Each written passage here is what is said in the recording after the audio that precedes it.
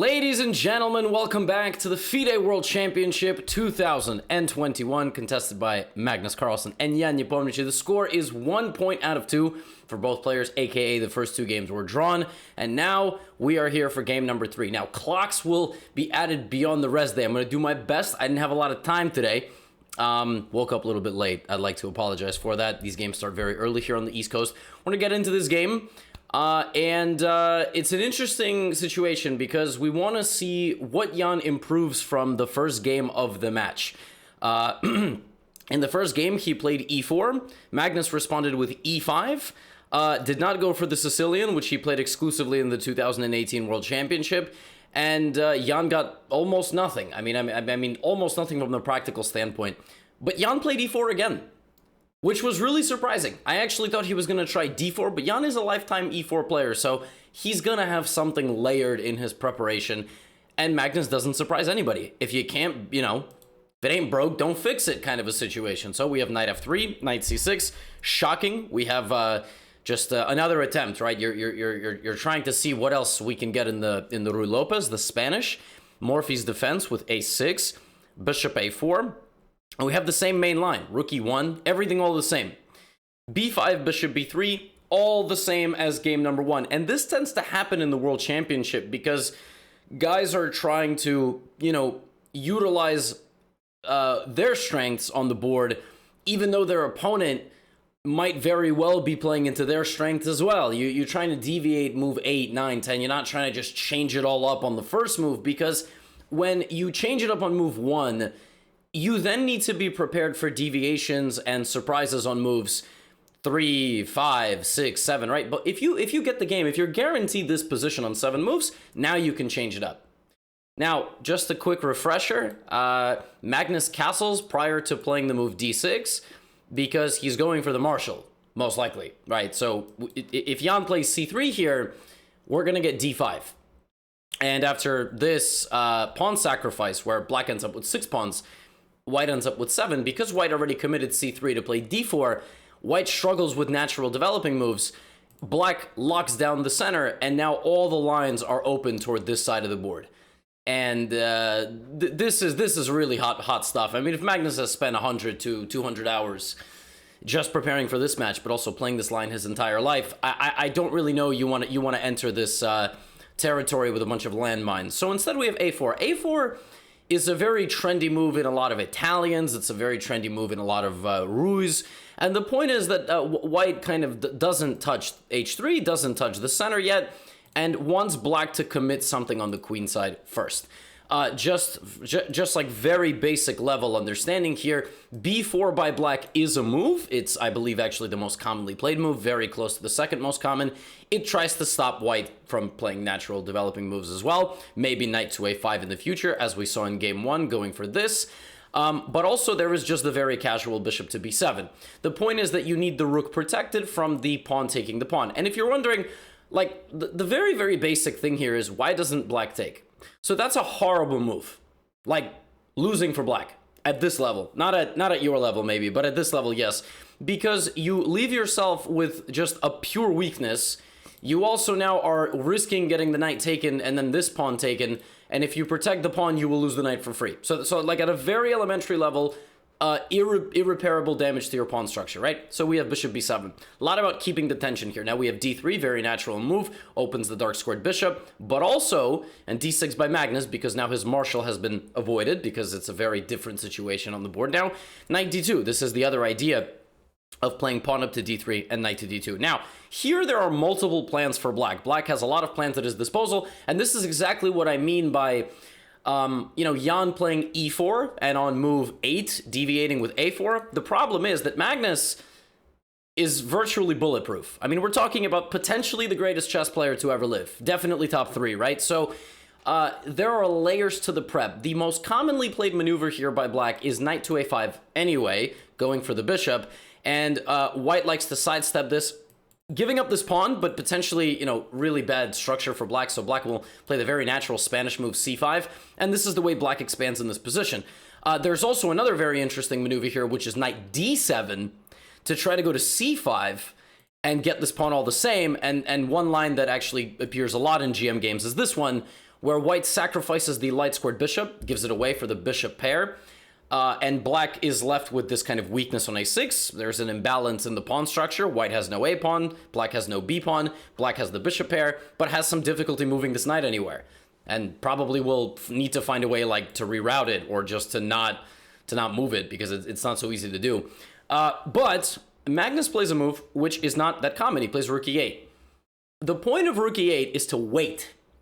It's a waiting move. It reinforces the center. Also, you are going to play bishop to f8, which is seen in a system in the Spanish known as Zaitsev. It's the Zaitsev Rui with bishop b7 and bishop back to f8, seen so many times in the match between Karpov and Kasparov. But it's a hybrid system because white has already kind of committed to knight d2 a4. So this is like taking inspiration from that system and waiting to see what white is going to do. Now, white can play knight g5, and black can play rook back to f8, or obviously d5, and the players can repeat moves, but naturally that's not going to happen.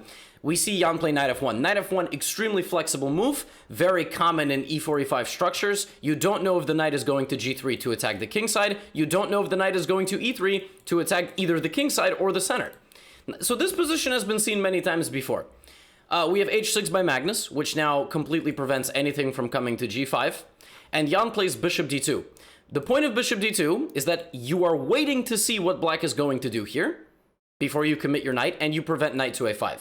So every move thus far makes a lot of sense. As confusing and mysterious as it looks to anybody rated 0 to about 1800, because 1900s and 2000s, I'm just going to arbitrarily cut it off there, they're kind of studying the Rui, trying to like mess with the super professional stuff.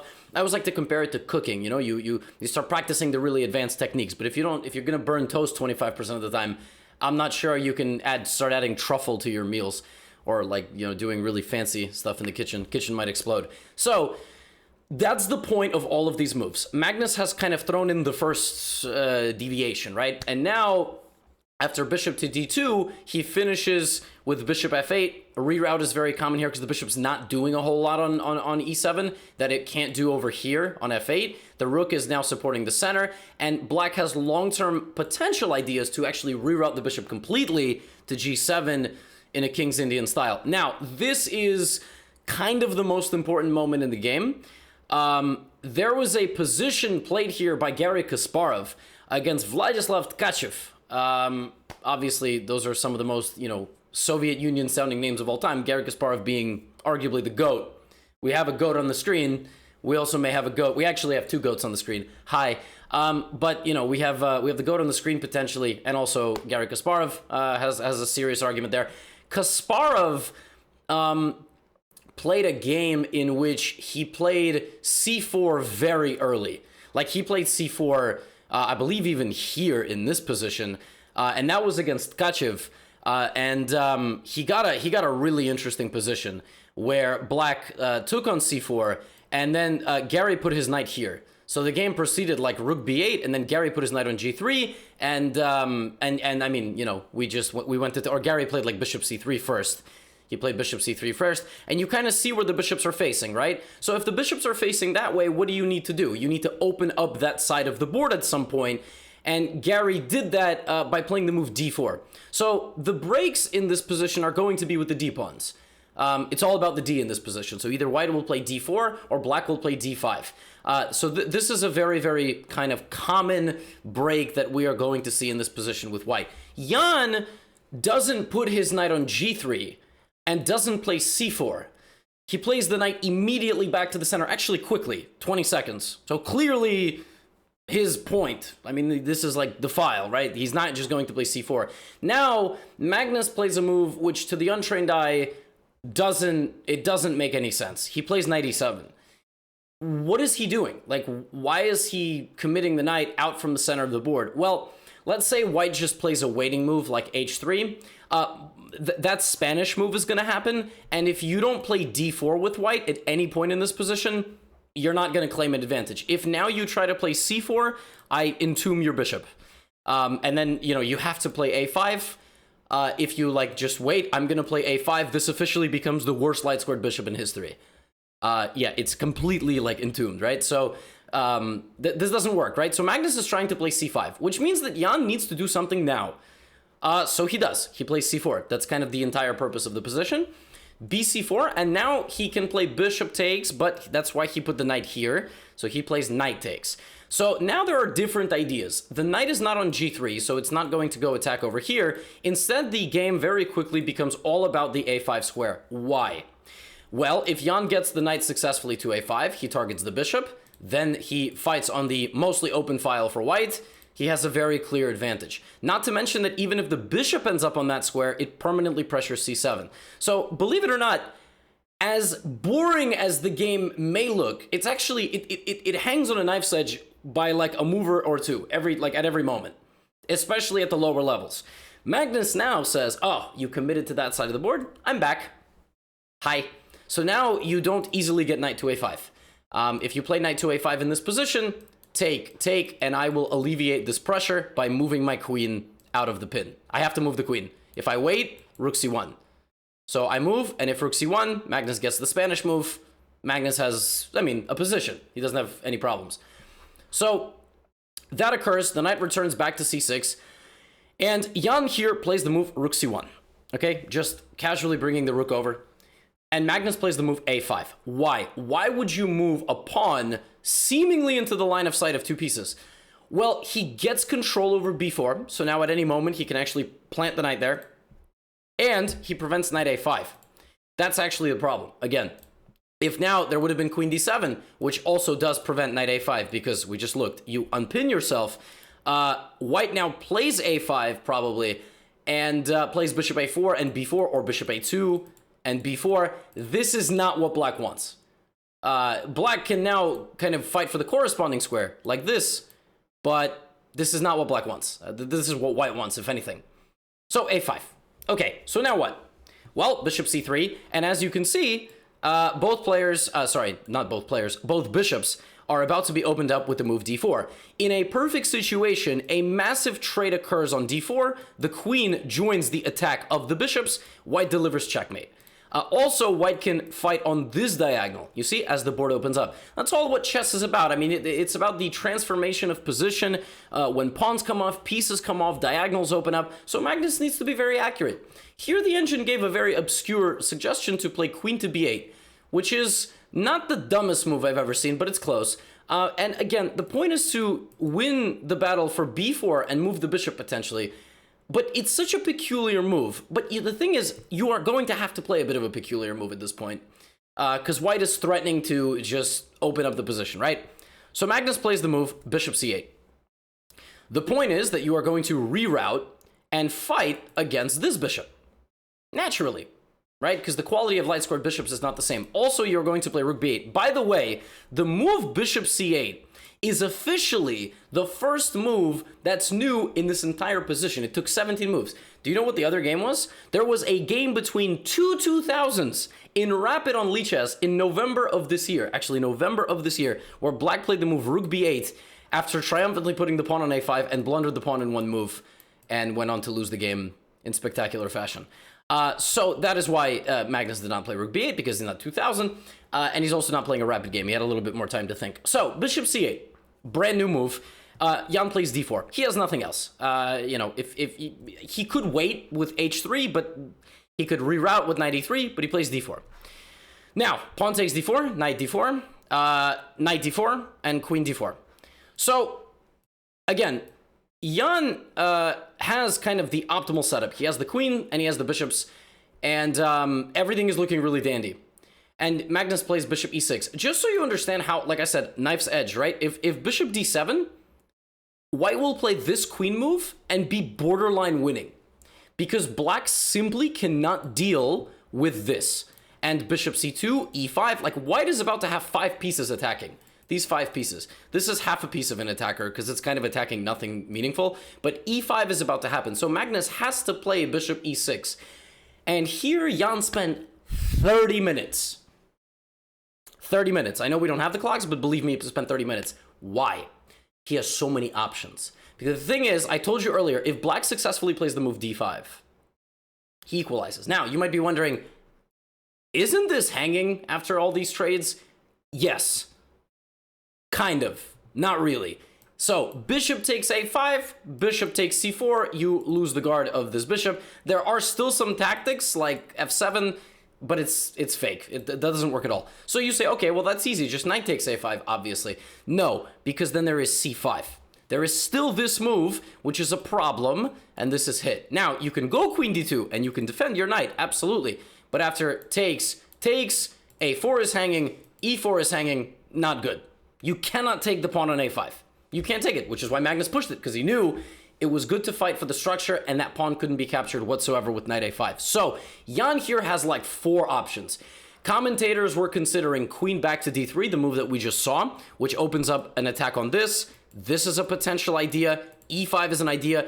Hikaru, during his commentary, was looking at the move rook cd1, just trying to fight against d5. But at all moments, this move is a possibility you have to analyze.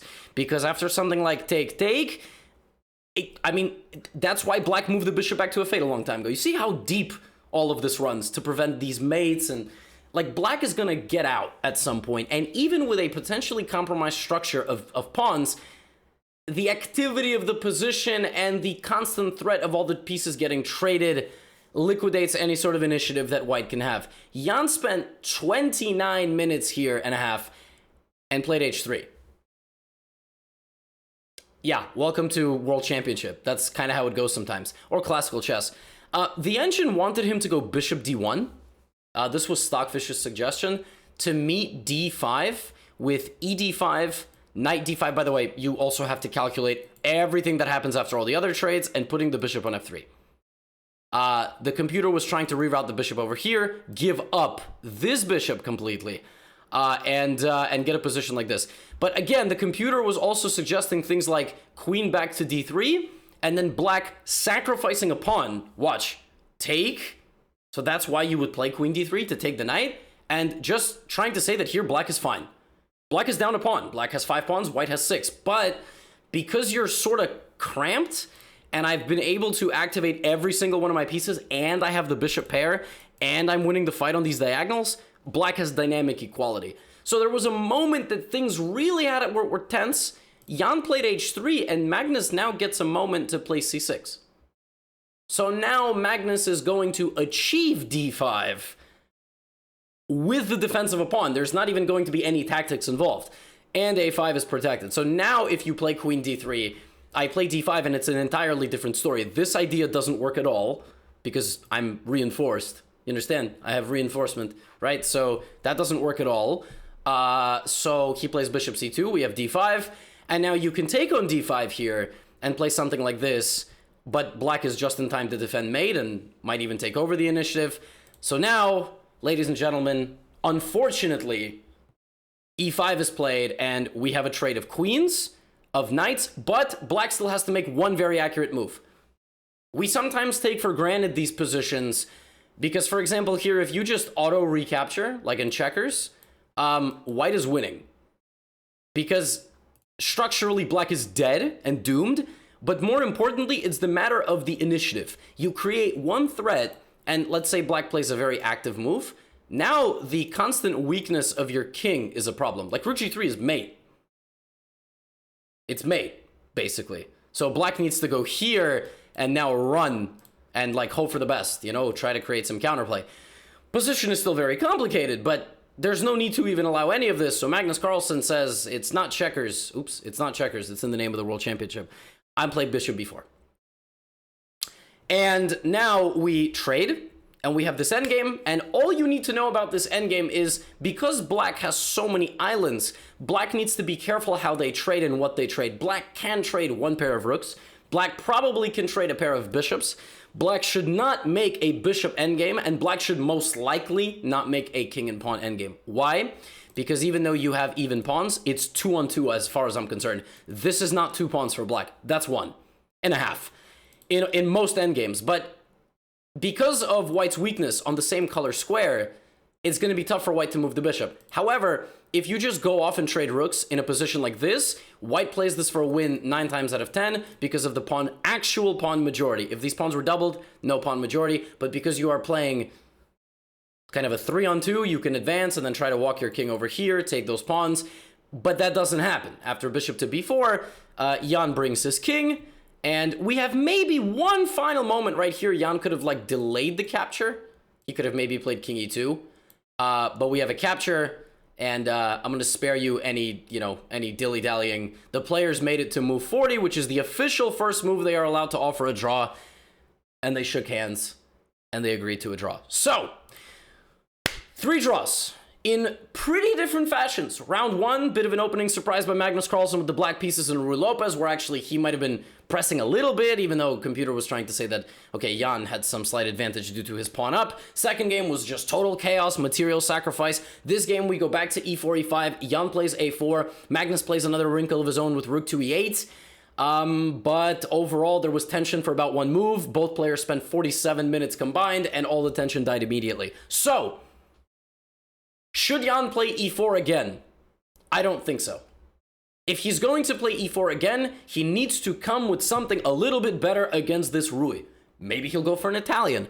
Maybe he goes for a Rui and finds something else. I don't know. But I think it's time for something else. I'm not a coach. That is just my opinion, because it seems like this game and the first game was a bit of nothing. I mean, that's what it feels like to me. But we'll see. Tomorrow we have a rest day. The players don't play a game. They get to chill, go walk around Dubai a little bit, drive a Lamborghini. I don't know what you do in Dubai. But we will resume on the 30th of November, the final day of November, which also is the birthday of Magnus Carlsen. If you made it this far on the recap, drop a comment. Tell me how you spent this weekend besides watching these recaps. And I will see you all at the start of round number 4. Peace out. Get out of here. Oh, before I go, someone wrote in the comments, is it rude I'm telling you to piss off at the end of these recaps? I'm not. I'm saying peace. Peace out. Get out of here.